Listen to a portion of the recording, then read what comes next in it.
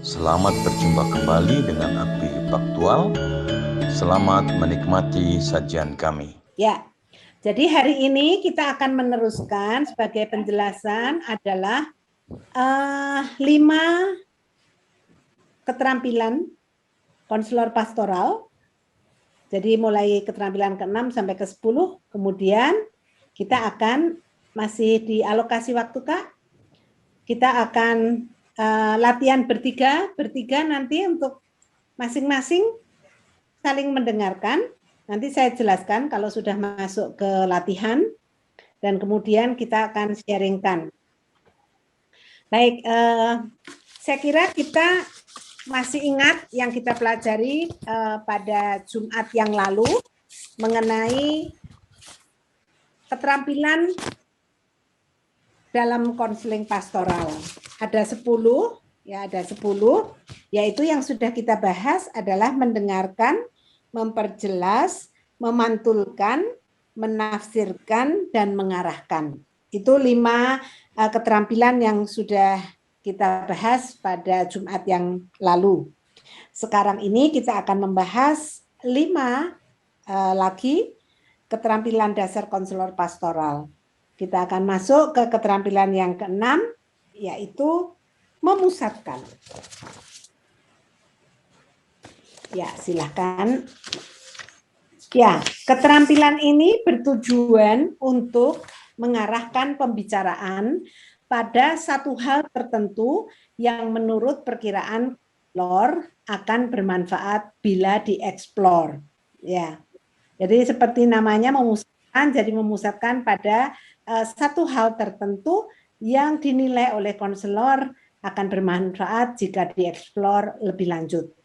Nah, keterampilan ini dipakai utamanya jika yang didampingi berbicara tanpa fokus atau berbelit-belit, biasanya pada awal pembicaraan. Ya. Berikutnya, dengan keterampilan ini, konselor membantu konseli memusatkan diri untuk mengungkapkan isu tertentu secara jelas. Misalnya kalau dia mengatakan, oh banyak hal yang menyakitkan yang saya alami sepanjang hidup saya. Nah, konselor bisa mengatakan, silakan ceritakan satu kejadian yang paling menyakitkan Anda. Ya, itu jadi kita fokus ya pada suatu hal yang paling menyakitkan. Itu memusatkan. Yang ketujuh, memusatkan tidak sulit ya, Ibu dan Bapak. Yang ketujuh adalah meringkas. Dalam konseling biasanya banyak ide, permasalahan, perasaan dinyatakan oleh yang didampingi. Banyak sekali ya. Keterampilan ini mengambil hal-hal penting baik isi maupun perasaan dan sedikit banyak menggambarkan prosesnya. Jadi summary-nya ya. Contohnya, kalau konselor mengatakan, oh jadi Anda merasa semua masalah ini disebabkan oleh kesalahan Anda sendiri. Ya, bisa setelah kita melihat, mendengar ceritanya begini, begitu, akhirnya kita menarik summary, kesimpulan bahwa itu semuanya disebabkan oleh kesalahan konseling sendiri. Nah, bisa juga dipakai untuk melihat kemajuan, kemunduran, kemandekan yang terjadi dalam konseling. Bisa dipakai pula untuk membuat evaluasi proses perjumpaan dari waktu ke waktu, dimulai dengan summary dulu. Untuk sesi kedua, summary pertemuan pertama seperti ini, dan seterusnya. Itu meringkas. Ya. Lalu yang ke-8 adalah memberi informasi. Memberi informasi ini sepertinya paling mudah ya, karena hampir setiap kita itu sangat gampang memberi nasihat atau memberi informasi. Tetapi pemberian informasi atau nasihat ini harus digunakan secara hati-hati dan bijaksana. Dan disarankan untuk tidak menggunakannya pada awal-awal pertemuan. Nah, pertanyaannya, mengapa? Ya, kita lihat berikutnya. Nih, mengapa? Mengapa kok kita diminta untuk tidak menggunakan pada awal-awal pertemuan atau harus menggunakan secara hati-hati keterampilan memberikan nasihat atau memberikan informasi ini? Silakan Bapak Ibu.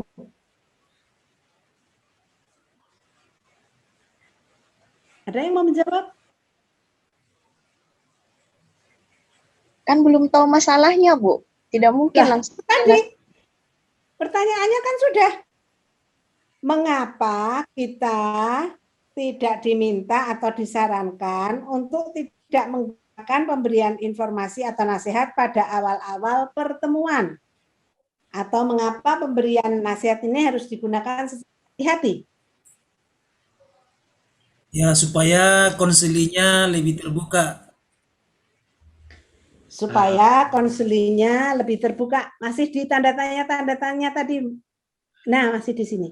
Ya, Pak Ayub, terima kasih ya, supaya konselinya apa tadi terbuka dulu. Oke, Ibu Heni.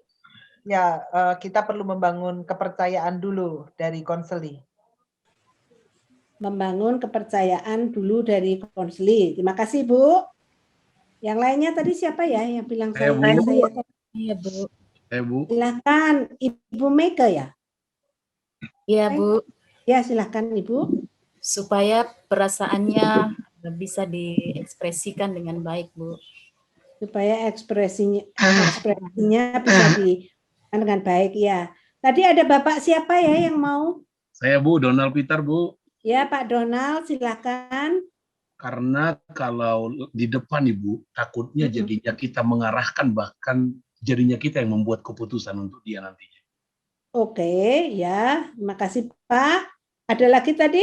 Ibu Grace ya, kayaknya? Saya, Bu, menghindari perasaan konseli supaya tidak merasa terhakimi. Menghindari perasaan konseli supaya tidak terhakimi. Ya, terima kasih. Berikutnya siapa lagi? Bu. Silakan Pak Heski ya. Ya. Silakan Pak. Karena kita masih akan menggali dulu apa permasalahan yang sedang dia hadapi. Iya. Karena ya baik Pak, terima kasih jawabannya yang baik. Silakan berikutnya. Masih ada? Saya Bu Krista. Silakan Ibu Krista. Dalam konseling saya tidak boleh memberi nasihat karena saya pikir konselinya sendiri nanti yang akan menemukan keputusannya, sehingga nanti kalau kita beri itu seperti kitanya yang bertanggung jawab begitu kan. Jadi saya pikir tidak boleh memberi nasihat. Ya Bu, bukan tidak boleh loh Bu. Kalau tidak boleh berarti nanti teknik ini atau keterampilan ini tidak dicantumkan di keterampilan dasar. Bukan tidak boleh. Boleh, tetapi perlu dipikirkan masa-masa ya sebelumnya. Jangan diberikan pada awal-awal pertemuan atau sesi ya. Boleh loh. Boleh memberi nasihat atau informasi itu boleh, cuma jangan diberikan pada awal-awal pertemuan, karena itu kan pertanyaannya mengapa tadi itu tidak boleh atau disarankan jangan diberikan di awal-awal ya. Nah, baik Bu, terima kasih. Silakan. Yang lain? Saya Bu. Ya, silakan Ibu Yosefin. Supaya tidak jatuh dalam penghakiman. Ya, supaya tidak jatuh bukan dalam dosa ya, supaya tidak jatuh dalam penghakiman. Ya, oke. Baik, yang lain masih ada? Bu Friska. Silakan Bu Friska. Ya, pertama sekali ingin membangun kepercayaan antara konseli dengan konselornya, Bu. Ya, ingin membangun kepercayaan. Baik, terima kasih. Berikutnya. Masih ada? Bu. Ya, Bu. Ya, silakan. Ibu siapa ini? Bu Eko. Bu. Ya, kalau Bu Eka. Bu Eko. Ya. Kalau ya, memberikan informasi di awal itu artinya konselor sendiri menutup kesempatan untuk apa ya istilahnya mengenal lebih dalam tentang konseli ini begitu. Ya. Menutup kesempatan sendiri. Ya, baik. Terima kasih. Ya, terima kasih Bu. Berikutnya masih adakah? Masih ada? Ya, silakan, silakan. Silakan Ibu atau Bapak. Halo, silakan Ibu atau Bapak.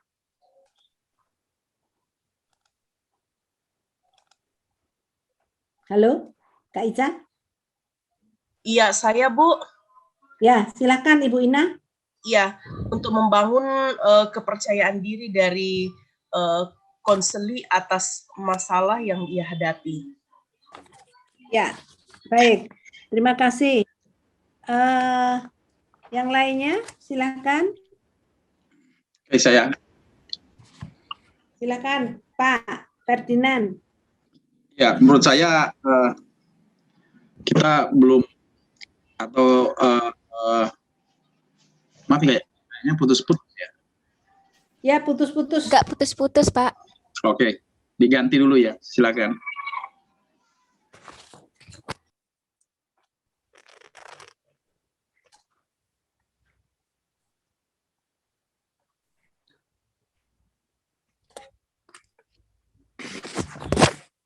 Halo, 1, 2. Halo, silakan Bapak Ibu. Halo, bisa Bisa. Sekarang lebih jelas. Oke. Menurut saya memang di awal belum perlu nasihat karena kita kan masih mau bagaimana kita mau menggali agar apa itu istilahnya ya, sampah hati itu buang dulu semua ya.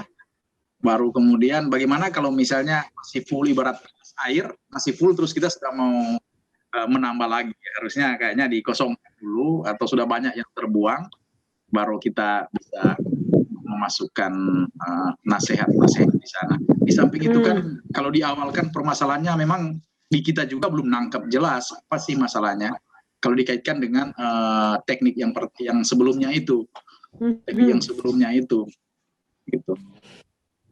Ya, terima kasih Pak Ferdinand. Masih ada di belakang Pak Ferdinand? Silakan. Tadi saya lihat ada Ibu siapa?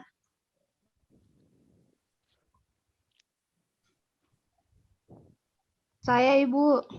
Ya, silakan. Kalau saya, kenapa di awal belum bisa memberikan nasihat, memberikan informasi? Iya, udah. Karena kita harus mendengarkan dulu persoalan-persoalan yang dihadapi oleh konseli. Jadi kita menampung dulu apa yang menjadi masalahnya, sehingga kita tidak bisa memberikan nasihat terlebih dahulu. Itu saja, Ibu. Baik, terima kasih Ibu Alpriani. Yang berikutnya apakah masih ada? Tidak? Saya coba, Bu. Ya, baik Ibu C, silakan. Menurut saya untuk memberi informasi tidak perlu di awal sebab kita masih ada dalam proses bagaimana mendengarkan mereka dan menghayati perasaan konseli itu sendiri, Bu. Jadi lebih baik mendengar dulu apa yang ingin mereka sampaikan, sebab kalau kita memberi informasi di awal kita bisa salah kaprah, Bu. Kita tidak memahami situasi apa yang dia alami, apa yang dia rasakan, dan kemudian kita maju dengan memberi nasihat. Jangan sampai sebenarnya dia perlu nasihat misalnya di poin C misalnya, gitu ya. Kita sudah memberi nasihat di poin Z, begitu. Padahal pokok masalahnya belum kita pahami dengan baik. Jadi saya pikir belum bisa memberi informasi lebih awal karena saya perlu mendengarkan dia, memahami dia, dan perlu dia memperjelas apa yang menjadi masalahnya, menghayati perasaannya seperti apa dulu, masuk dalam perasaannya, menghayati perasaannya dulu, tangkap perasaannya dulu, baru selanjutnya mungkin pertemuan 4, 5 begitu baru bisa memberi nasihat, informasi, begitu menurut saya. Ya, baik. Terima kasih Bu C. Apakah masih ada Ibu Bapak yang akan sharing? Tidak? Baiklah, kita akan lihat berikutnya. Ya, konselor itu sering tergoda untuk memberi nasihat karena mudah dan cepat. Tetapi biasanya nasihat itu berorientasi pada si pemberi tanpa memahami persoalan dengan empati. Ya, makanya itu jangan diberikan cepat-cepat. Karena kecenderungan kita itu memberikan konseling cepat-cepat. Kalau konseling 15 menit itu kemungkinan pemberian nasihat itu. Kalau orang datang, saya sulit belajar, oh begini loh caranya belajar. Nah, itu gampang ya, mudah ya memberi nasihat, tapi mengapa mahasiswa itu sulit belajar, nggak diketahui apakah memang dia kesulitan belajar atau karena dia punya persoalan yang lain, kan tidak diketahui. Ya. Sama seperti kalau kita pergi ke dokter, kalau dokter mendengar keluhan kita, dia akan bertanya secara detail sampai akhirnya dia bisa menyimpulkan, oh ini penyakitnya jadi obatnya ini. Kalau dokter belum bisa menemukan penyakitnya, dia tidak akan memberikan obat. Paling banter vitamin itu. Ya. Tapi kalau dia sudah tahu secara tepat diagnosa sudah ditegakkan, maka obat-obat bisa diberikan sesuai dengan diagnosanya. Begitu juga dengan kita. Di awal biasanya kita belum bisa melihat diagnosa masalahnya. Jadi karena itu kita tidak disarankan untuk cepat-cepat memberi nasihat atau memberi informasi di awal. Lagi pula biasanya nasihat itu kan berorientasi pada konselor, bukan pada konseli. Ya. Itulah sebabnya kenapa kita diminta untuk memilih waktu yang tepat. Bukan tidak boleh loh ya, boleh memilih waktu yang tepat. Nah, kemarin Bu Heni menanyakan pertanyaan yang baik. Apakah kita boleh menceritakan pengalaman kita? Juga mengalami seperti yang dialami oleh konseli. Saya mengatakan, kalau kita cepat-cepat memberikan itu, nanti orientasinya kepada kita. Ya. Boleh, bukannya tidak boleh pada saat yang tepat. Apalagi kalau konselinya bertanya, Ibu cuma bisa bilang apa Ibu pernah mengalami, nah itu waktu yang tepat untuk menceritakan. Tapi kalau tidak, ya saya khawatir nanti itu orientasinya kepada diri kita, dan mungkin konseli beranggapan lah, iya Ibu kuat, saya kan orang yang tidak kuat, nah seperti itu. Ya. Jadi ambil intisarinya, lalu berikan pemahaman, penerimaan, empati berdasarkan itu. Baik, jadi Ibu dan Bapak, kita lihat berikutnya mengapa kalau tidak digunakan dengan hati-hati. Kalau pemberian nasihat atau informasi tidak dilakukan dengan hati-hati atau bijak pada waktu yang tepat, memberikan nasihat, mengubah pendampingan menjadi satu arah. Kita mengambil alih persoalan, tidak membantu orang yang mendampingi untuk menyelesaikan persoalan sendiri, kita merebut tanggung jawab konseli untuk menyelesaikan masalah. Begitu. Ada pertanyaan? Maaf Kak Ica, ini suaranya kembali ya? Bagaimana Bu? Suara saya kembali. Iya, suara Ini Ibu juga agak putus-putus Bu. Ya. Oke. Sekarang udah jelas ya? Masih agak Ini putus-putus. masih kembali. Iya Bu, masih agak putus-putus juga. Jadi bagaimana? Kami dengar Bu suaranya. Suara Ibu Cukup jelas, bagus? suara Ibu jelas. Iya Jelas, Bu. Bu. Jelas. Kalau kayaknya- menggema itu mungkin sesuatu ini Bu, tidak apa-apa. Tapi suara Ibu Kayaknya jelas. begitu ini Pak. Saya suaranya juga ini feedback lagi. Kembali ya Pak, kembali ya. Iya, saya sudah 3 kali Suaranya ganti Ibu, perangkat ini Bu. suaranya Terakhir Ibu pakai feedback memang di handphone sini. juga. Feedback. Ini suara saya juga feedback. Iya. Suara Ibu juga begitu. Oh oke. Ya, sekarang sudah tidak feedback nih. Baik, kita lanjutkan ya. Baik Ibu.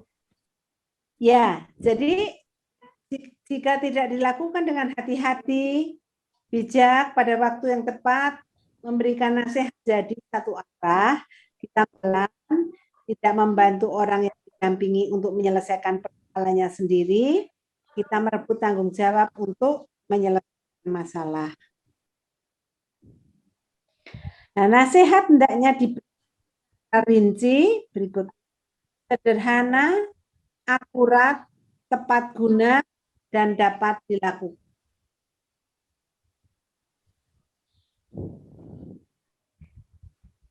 Ya, jadi boleh diberikan, tapi hendaknya diberikan secara rinci, sederhana, akurat, tepat guna, dan dapat dilakukan.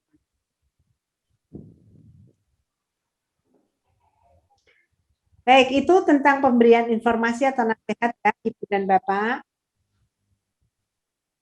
Sekarang kita sampai pada keterampilan nomor 9, yaitu mengajukan pertanyaan. Saya kira ini keterampilan yang juga cukup mudah.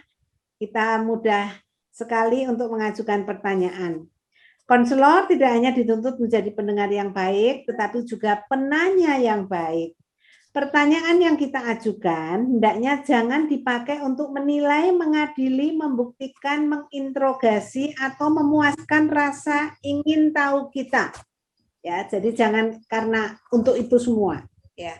Tujuan pertanyaan ini bukan untuk memuaskan rasa tahu konselor, melainkan semata-mata agar yang kita dampingi mengalami perubahan dan pertumbuhan.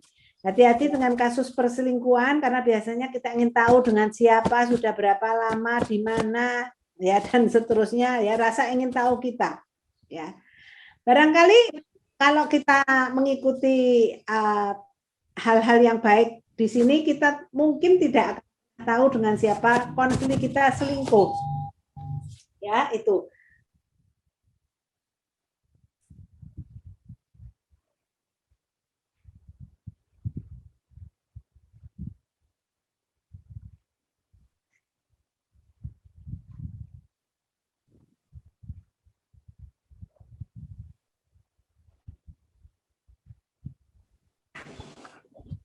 Baik, jadi sekali lagi tujuan pertanyaan ini bukan untuk memuaskan rasa tahu konselor, melainkan semata-mata agar yang kita dampingi mengalami perubahan dan pertumbuhan.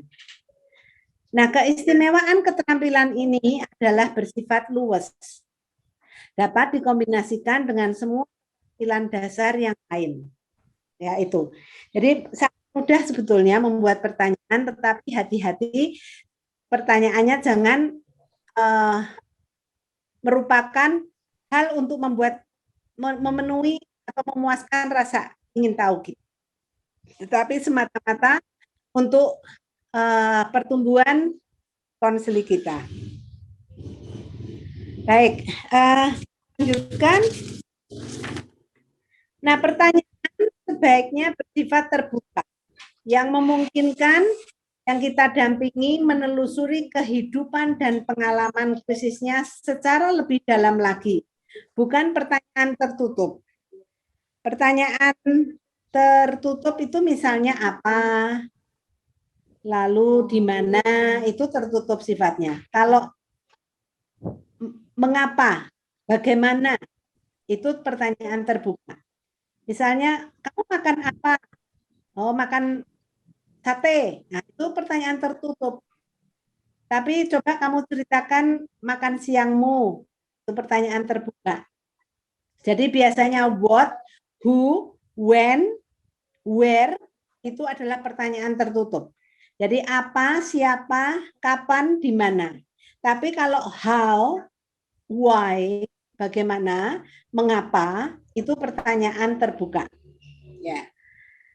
Lalu kita hendaknya diminta untuk menghindari pertanyaan tertutup. Berikutnya, kita diminta untuk menghindari pertanyaan tertutup karena kalau begitu kita tidak akan banyak menemukan data. Hindari pertanyaan bersifat ganda atau memiliki dua isi atau lebih. Misalnya gini, coba ceritakan hubunganmu dengan ibumu dan hubunganmu dengan ayahmu. Nah, itu lebih dari ya isinya akan susah untuk konseli menjawab pertanyaan itu. Lebih baik kita bertanya, kita mulai dengan hubunganmu dengan ibumu, apakah kamu bisa menceritakannya? Nah itu, fokus kepada ibu. Itu pertanyaan yang tidak bersifat ganda. Yang ke-10, Ibu dan Bapak, ini keterampilan yang cukup sulit ya. Keterampilan ini mengajak yang didampingi agar bersedia bersikap realistik terhadap dirinya sendiri. Dengan kata lain, konselor mengajak orang yang didampingi untuk berkonfrontasi dengan dirinya sendiri dan melihat kenyataan yang ada. Konselor memberi umpan balik secara jujur, terbuka, tegas.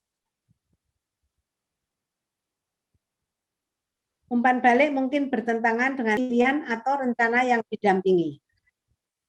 Nah, keterampilan ini harus dikemukakan dengan hati-hati, bijaksana, sehingga orang yang didampingi tidak merasa diabaikan, dicampakkan, ditolak, dan merasa terancam atau diserang.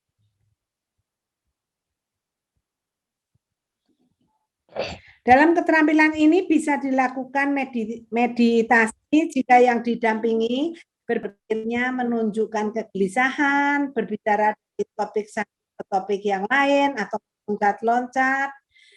Kita dapat meminta dia untuk berkonsentrasi pada cara bernapas. Jadi salah satu cara meditasi adalah dengan konsentrasi pada pernafasan kita. Nah, menantang ini contohnya begini. Kalau misalnya konselor kita berkata, saya ingin bunuh diri. Ya. Lalu biasanya kan kita kalau mau bertanya, loh mengapa kok ingin bunuh diri? Atau loh jangan bunuh diri gitu ya. Tapi kalau menantang kita bisa bertanya, apakah kamu sudah memikirkan caranya? Nah, seperti itu misalnya ya. Tapi hati-hati, keterampilan menantang itu tidak sebaiknya tidak dilakukan pada awal-awal juga, karena itu akan bisa memberikan rasa tertolak atau rasa ditentang dan seterusnya yang bisa dirasakan oleh konseli. Tetapi kalau itu sudah berjalan cukup lama dan dirasa perlu, teknik ini bisa dipergunakan. Nah, begitu Ibu dan Bapak, sampailah kita pada evaluasi pribadi. Gambarnya cukup menarik. Which step have you reached today? Pada tingkat mana yang Anda raih hari ini setelah mempelajari keterampilan konselor pastoral? Apakah lalu terpikir, oh I won't do it, aku nggak mau melakukan atau oh aku nggak bisa melakukan, I can't do it, atau barangkali sudah sampai ke tahap ketiga, I want to do it, aku mau melakukan. Tapi barangkali Ibu dan Bapak juga sampai kepada how do I do it, bagaimana caranya saya melakukan, ya. Tapi sudah diberi penjelasan, jadi at least Ibu dan Bapak sampai kepada I'll try to do it, saya mau mencoba untuk melakukan. Atau kalau Ibu dan Bapak sudah lakukan latihan kemarin, Ibu dan Bapak mungkin akan berkata, I can do it, saya bisa melakukan, saya dapat, atau I will do it, saya mau melakukannya, yes, I did it, ya, saya sudah melakukannya. Ya, Ibu dan Bapak bisa mengevaluasi diri sendiri sampai di jenjang yang mana pada saat ini, sampai jenjang yang mana.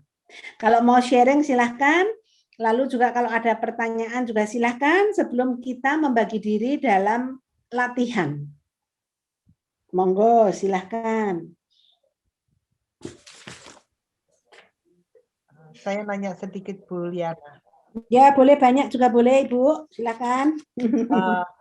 Ketika kita ada di dalam situasi konseling pastoral, dan konseli itu memberikan pernyataan yang menurut kita itu pernyataan yang baik. Apakah kita juga boleh mengapresiasi? Misalnya begini, ketika saya bercakap-cakap dengan konseli, saya sempat bertanya saat ini kalau mau digambarkan situasi hidupmu itu warnanya apa begitu. Lalu dia mengatakan warnanya itu kuning. Kuning itu seperti kalau ada di rambu-rambu lalu lintas itu kuning, di mana saya harus bersiap-siap, harus waspada. Lalu saya melanjutkan dengan bertanya, oke, kuning itu menuju ke arah hijau atau menuju ke arah merah begitu. Lalu dia mengatakan ke arah hijau gitu. Artinya dia melihat bahwa persoalan ini akan segera berakhir dan hidup itu akan segera maju lebih baik begitu. Iya, iya. Ketika dia mengatakan seperti itu, bolehkah saya memberi apresiasi bahwa ternyata ada harapan. Artinya dia tidak sedang ada dalam situasi yang sangat terpuruk, tapi di tengah situasi sulit dia masih bisa melihat sesuatu yang baik. Nah, bolehkah kita memberi apresiasi? Oh ya, pasti boleh. Pasti boleh, itu apresiasi, dukungan itu kan diperlukan juga di dalam konseling supaya untuk menyemangati toh, maksudnya untuk memberikan apresiasi, untuk membuat dia makin terdorong, memotivasi dia, mendorong dia, boleh, sangat boleh, sangat bagus. Begitu ya Bu? Ya, terima kasih. Masih ada Ibu dan Bapak? Dari saya, boleh Bu? Ya, Ibu Julia. Masih unmute? Masih mute? Ya. Saya, Bu. Ya, Bu. Pada saat diberi tugas oleh Ibu untuk merekam percakapan konseling itu terjadi, saya menjadi lebih takut untuk menyampaikan respon ya. Karena dengan pembelajaran yang selama ini dipelajari itu membuat saya menjadi lebih hati-hati untuk merespons. Tapi pada akhirnya saya lebih banyak diam, dan apalagi si konselingnya itu kalau bicara kayak nggak ada rem gitu loh, cerita. Jadi saya bingung mau nyelaknya itu di mana gitu. Pertama, apakah kita bisa memotong pembicaraan? Lalu kemudian apakah bagaimana cara mengatasi konseli yang selalu berulang-ulang menceritakan padahal kita sudah sangat jelas gitu ya mengetahui ceritanya. Kemudian juga bagaimana mengatasi rasa ketakutan atau rasa bersalah itu, Bu? Takutnya saya tadi salah omong atau bagaimana gitu. Lalu apakah goals kita itu harus selalu, ya saya tahu ya dari teori konseling pastoral bagaimana membuat kehidupan si konseling ini menjadi berubah sehingga akhirnya pada menjadi berdaya guna gitu ya. Tetapi apakah bisa goalsnya dari konseling pastoral ini kita sebagai konselor mendengarkan mereka saja cukup gitu. Jadi mereka merasa lega dan tenang. Itu saja mungkin Bu. Terima kasih. Wah, itu saja itu banyak loh Bu Julia, 4 loh tadi itu. Ya. Ya, terima kasih untuk pertanyaannya. Ya. Memotong pada saat yang tepat itu harus. Karena kalau tidak itu nanti dia akan kemana-mana dan kita akan sulit mengarahkan. Jadi memotong pada saat yang tepat itu merupakan keharusan gitu ya. Cerita yang berulang-ulang, walaupun kita kayaknya sudah mengerti, ya, Ibu bisa memakai teknik misalnya menyimpulkan atau mengarahkan atau bertanya atau mengatakan begini, sepertinya ceritamu ini menarik buat kamu sampai menceritakannya berkali-kali, benar nggak? Ya, ngecek itu. Boleh begitu. Ya, bisa begitulah. Ya, kalau cerita itu berulang-ulang, barangkali untuk dia itu kurang jelas atau barangkali untuk dia itu sangat penting. Jadi kita bisa menanyakan itu. Ya, kalau mengatasi rasa takut ya latihan-latihan lagi Bu, belajar jam terbang makin tinggi, makin biasanya makin lancar. Ya, jadi jangan takut lah. Ya, jangan takut, jangan-jangan saya salah. Kadang-kadang kita itu tidak konsentrasi karena berpikir habis ini saya ngomong apa ya, gitu ya. Biasanya itu pemula-pemula saya juga dulu begitu kalau konseling, waduh habis ini aku ngomong apa ya. Jadi tidak konsentrasi pada yang diomongkan oleh konseli lah, makin kita nggak bisa bertanya. Tapi kalau kita konsen kepada pernyataan konseli, pasti kita bisa tahu apa yang harus kita tanyakan gitu. Lalu kalau kita masih pemula kan membuat verbatim, nah kita bisa belajar, oh seharusnya saya tanyai begini ya, enggak begitu ya, misalnya. Itulah gunanya verbatim ya, untuk kita belajar apakah pertanyaan saya sudah tepat atau tidak. Nah itu. Kalau mendengarkan saja, kalau pakai teknik Rogers, akhirnya orang bertumbuh juga bisa, Bu. Tapi biasanya juga tidak hanya mendengarkan saja, mendengarkan itu memang di satu pihak sudah bisa melegakan, ya, at least itu mungkin 50%. Tetapi kalau itu diperlukan langkah lebih lanjut untuk barangkali pengambilan solusi dan sebagainya, ya perlu dilakukan, gitu. Kecuali itu hanya memperoleh feedback dengan Rogers misalnya, itu kan biasanya hanya dikembalikan gitu ya. Tapi pada akhirnya toh juga akan dapat insight, tilikan, dan pengambilan keputusan. Begitu ya Ibu Julia? Ya, makasih. Bu. Ya. Baik, masih ada pertanyaan sebelum kita membagi diri, Bu dan Bapak, apakah ke-10 keterampilan ini sudah dipahami? Karena nanti kita akan mempraktekkan itu di dalam kelompok bertiga. Boleh tanya, Bu? Boleh, Bu Yosefin, silahkan. Iya. Misalnya gini, Bu. Halo? Ya, Bu. Jelas, suara saya jelas, Bu? Sangat jelas. Misalnya gini, Bu, konselingnya itu menyampaikan fakta yang berbeda-beda gitu. Misalnya tadi saya sempat nulis di chat, Bu. Misalnya di awal dia bilang saya bertemu di tanggal 5. Terus dia cerita lagi. Terus dia bilang lagi, oh tanggal 7.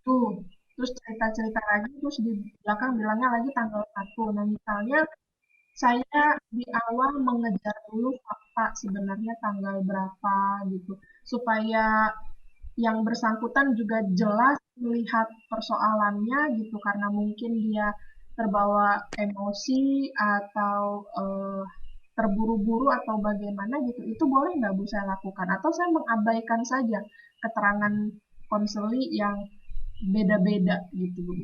Iya, baik, terima kasih. Keterangan konseli yang berbeda-beda itu ada beberapa sebab.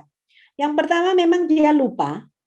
Ya, dia memang lupa. Jadi tidak semua konseli itu bisa mengingat dengan pasti tanggalnya, jamnya berapa, hari apa, dan sebagainya. Atau yang kedua, dia berusaha menyembunyikan sesuatu. Nah, yang mana ini?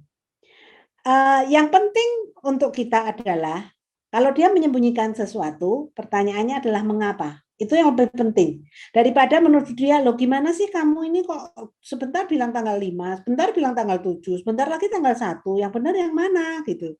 Daripada begitu lebih baik, kenapa dia tidak mau mengatakan yang sesungguhnya? Apakah memang dia lupa? Apakah dia memang mau menyembunyikan sesuatu? Atau itu nggak berarti apa-apa, karena ya mungkin ya dia careless aja misalnya. Ya. Jadi yang penting adalah untuk kita itu behind the statement itu loh. Jadi kenapa kok dia mengatakan begitu? Jadi kita kan selalu melihat di balik. Misalnya orang berbohong. Lah mengapa kok dia berbohong? Itu yang penting, bukan berbohongnya. Kamu berbohong ya. Lah, iya memang dia berbohong, tapi mengapa dia berbohong? Itu yang untuk kita lebih penting, karena itu yang menjadi motivasi dia untuk berbohong. Itulah psikologi yang biasanya kita ingin mendalami mengapa seseorang berbuat begitu dan atau begini. Ya, begitu ya, Bu? Ya, oke. Terima kasih, Bu. Silakan yang lain. Masih ada, Bisa Bu. tanya, Bu? Bisa? Silakan.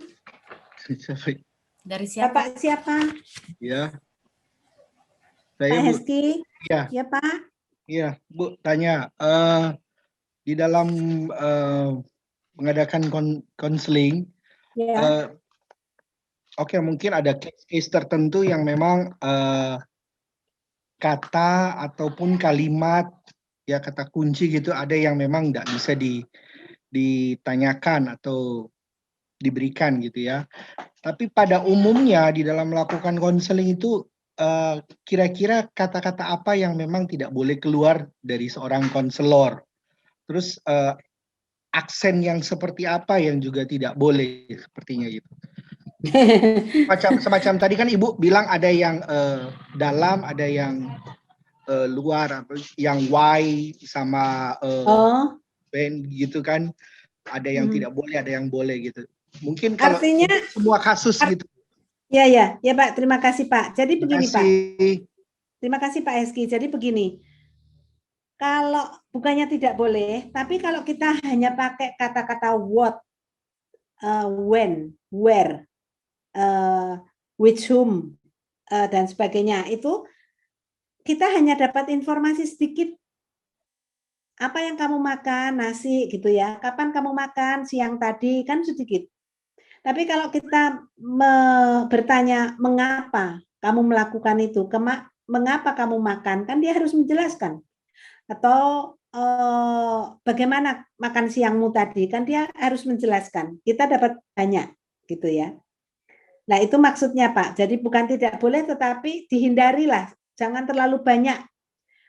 Pasti kita akan gunakan itu, tapi tidak terlalu banyak. Oh dengan siapa kamu pergi kan? Itu pasti keluar. Bukannya tidak boleh ya, tetapi jangan terlalu banyak, karena kalau terlalu banyak menggunakan pertanyaan-pertanyaan tertutup, kita tidak bisa mendapat data yang lebih banyak. Itu kuncinya. Begitu Pak Heski. Oke Bu, terima kasih. Tapi kalau boleh ada satu lagi, kalau misalnya dalam kasus, misalnya orang berduka gitu ya, kadang-kadang karena seorang pendeta atau seorang majelis mungkin sudah habis kata-kata atau apa, kadang dia mengatakan apa yang dia perbuat itu dia baik adanya. Padahal sebenarnya itu kan nggak boleh ya Bu. Iya, kata-kata klise ya. Kata-kata klise seperti itu. Iya. Atau mungkin bisa juga kan, misalnya saya, sekalipun saya sebagai seorang pendeta gitu ya, kadang kalau saya punya masalah atau bagaimana, ada orang yang mau memberikan, saya membutuhkan konselor gitu untuk untuk mendengarkan apa yang menjadi permasalahan saya. Walaupun memang saya sudah tahu gitu, tapi kadang si konselinya itu dia juga kayak maksain gitu. Jadi sebenarnya bagusnya itu bagaimana Bu? Walaupun sebenarnya dia memang sudah tahu sepertinya. Ya. Gitu. Ya, itu memang dilema ya. Dilema Bapak, saya tahu. Itulah yang seringkali dengan otomatis saya pun juga kadang-kadang harus mengerem supaya tidak mengeluarkan itu, karena kata-kata klise itu sebetulnya kata-kata yang gampang sekali diucapkan. Oh Tuhan tahu yang terbaik, ya toh. Seperti itu toh, kata-kata klise itu, Tuhan Yesus tetap mencintai kamu apapun yang kamu alami gitu. Nah, itu untuk orang-orang tertentu ya, yang pernah juga teman saya cerita itu, ketika dia bilang Tuhan tahu yang terbaik untukmu, dia marah banget karena dia baru saja kehilangan menantunya, melahirkan cucunya. Dan dia cerita sama saya marah betul ketika ada orang mengatakan Tuhan tahu yang terbaik. Mana yang terbaik? Kalau Tuhan tahu yang terbaik, kenapa dia ambil menantu saya? Dia bilang begitu. Waduh, ya memang, makanya itu hati-hati dengan penggunaan kata-kata klise di dalam memberikan konseling. Ya lebih baik yaitu memantulkan perasaan itu, pasti berat kehilangan orang yang kamu cintai, itu lebih baik daripada kita berkata Tuhan tahu yang terbaik. Iya betul, terbaik mana? Tuhan mengambil orang yang saya kasihi, kok terbaik itu dari mana logikanya? Untuk orang-orang yang lagi kehilangan kan itu nggak masuk akal, betul nggak? Iya, iya betul. Ya, jadi daripada begitu lebih baik empati, memantulkan perasaannya, pasti berat untukmu ya mengalami kehilangan ini. Nah, seperti itu. Jadi itulah gunanya ya. Kalau saya sih cuman kadang diam saja Bu, karena saya sudah tidak tahu mau ngomong apa gitu. Ya lebih baik diam saja, karena duduk di samping orang yang berduka itu sudah merupakan dukungan tersendiri untuk dia, bahwa kita berada bersamanya itu udah sesuatu yang sangat berharga untuk dia. Kita menemani dia. dan daripada diam saja kita lebih baik berdoa toh. Iya, Di iya. dalam hati maksud saya, di dalam hati ya Tuhan, saya tidak mampu berbicara, tolonglah saya. Iya. Ya, Iya. itu dilema ya. Ya, terima kasih Pak Heski. Iya. Silakan yang lain. Saya ada pertanyaan Bu dari Meike. Iya, silakan Bu Meike. Ada 3 Bu. Wih, ya silakan Bu. Iya, jadi yang pertama mohon tanggapannya dari Juliana. Ada teman yang mengikuti pelatihan konseling, lalu kemudian dia ditolak dengan alasan tidak orang bisa menjadi konselor. Ya, jadi menurut lembaga tersebut harus mengikuti psikotes dengan untuk melihat gift ya karunia yang ada padanya. Bahkan saya mendengar dari cara jalannya saja lembaga tersebut bisa menentukan apakah seseorang ini bisa menjadi konselor atau tidak. Saya kedengaran Bu, kedengaran? Ya, terdengar, oh, iya. terdengar. Ya, soalnya ada feedback di sini. Yang kedua Bu, praktek yang tugas kelima.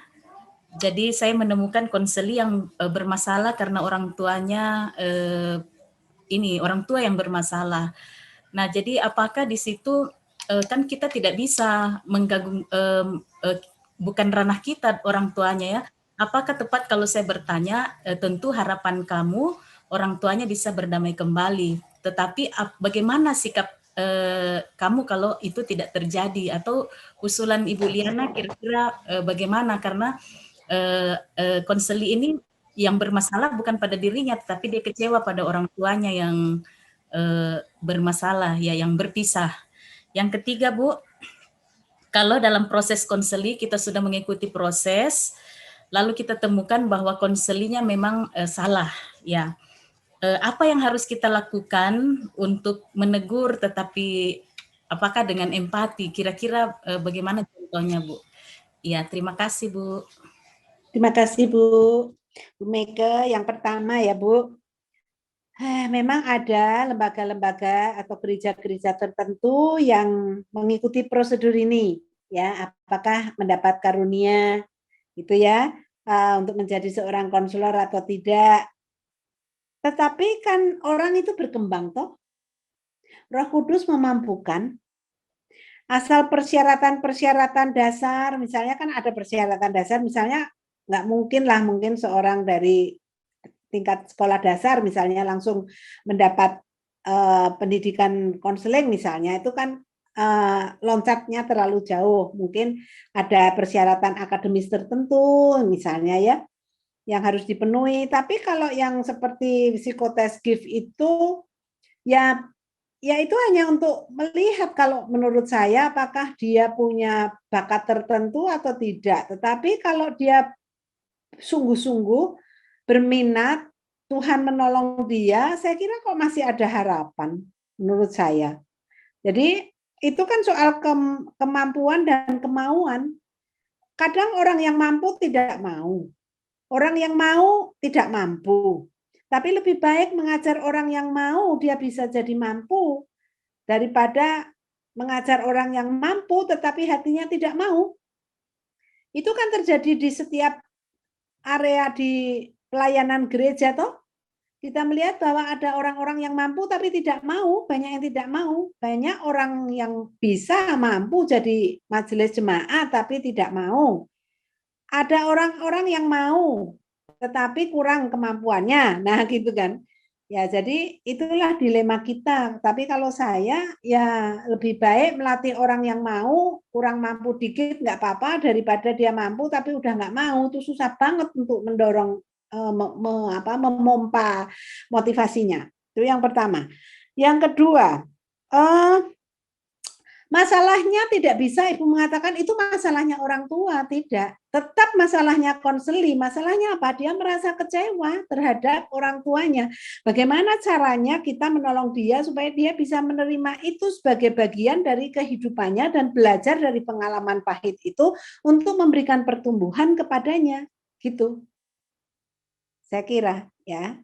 Terus yang ketiga, kalau konseli salah, ya biasanya saya pakai refleksi-refleksi untuk menolong dia untuk berpikir, mendapat insight, lalu dia menyadari, oh ternyata saya keliru ya.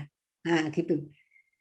Daripada, oh kamu keliru loh, seharusnya kamu begini, seharusnya kamu begitu. Enggak, dia enggak akan mau. Tapi kalau dengan refleksi dan menurutmu apakah itu betul?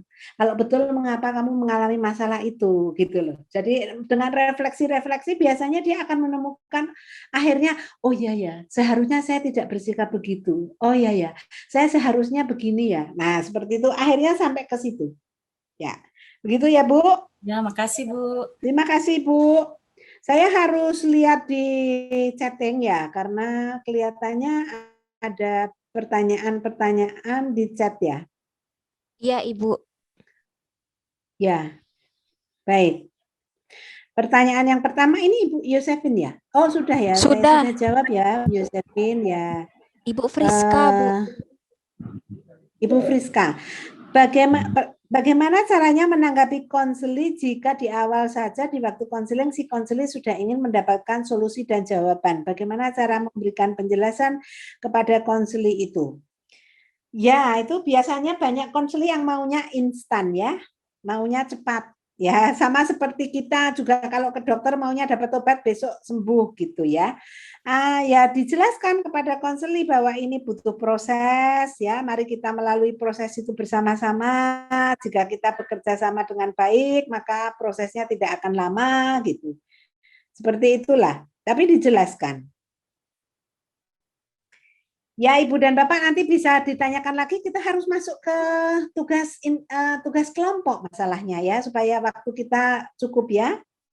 Ibu dan Bapak, jadi begini, Ibu dan Bapak akan dibagi menjadi kelompok-kelompok kecil 3 orang, di mana 3 orang itu akan bergiliran menjadi konselor, menjadi konseli, dan menjadi pengamat.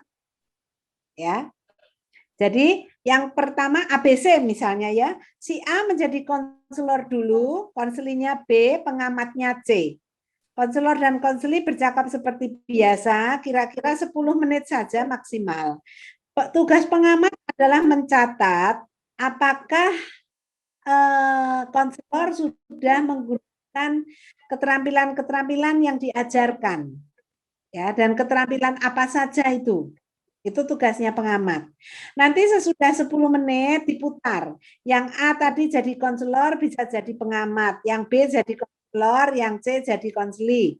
Begitu 10 menit ganti lagi. Sehingga masing-masing orang akan pernah menjadi konselor, menjadi konseli, dan menjadi pengamat. Jadi kalau 10 menitan kira-kira Ibu dan Bapak butuh waktu at least 30 menit. Apakah ini cukup jelas Ibu dan Bapak?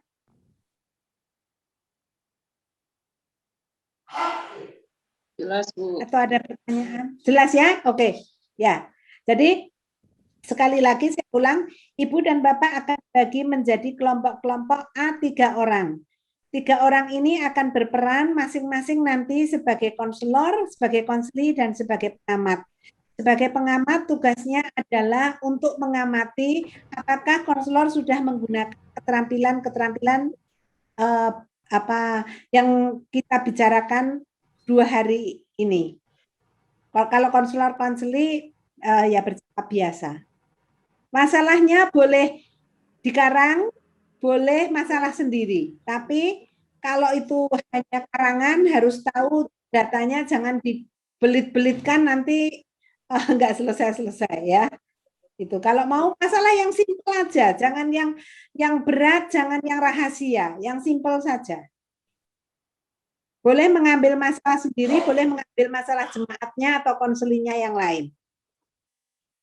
Ya, Ibu dan Bapak nanti sesudah 40 menit, karena 30 menit sambil gonta-ganti barangkali 40 menit, kita akan kembali ke kelas besar dan kita akan sharing apa yang terjadi dalam kelompok-kelompok kecil.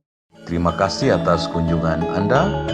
Jangan lupa subscribe agar tidak ketinggalan sajian kami yang lain.